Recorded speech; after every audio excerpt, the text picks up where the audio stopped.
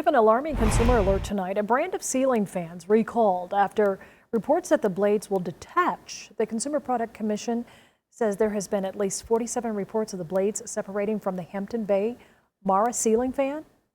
Look to the left of your screen. This is what it looks like. It includes 2 reports of a fan blade actually hitting a person and 4 reports of it causing damage. The fans were sold exclusively at Home Depot stores. This is the matte black version of the 54-inch indoor and outdoor fan. They were also sold in matte white as well as black and polished nickel.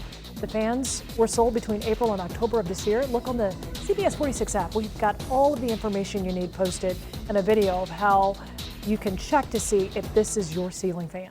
Well, cash payment apps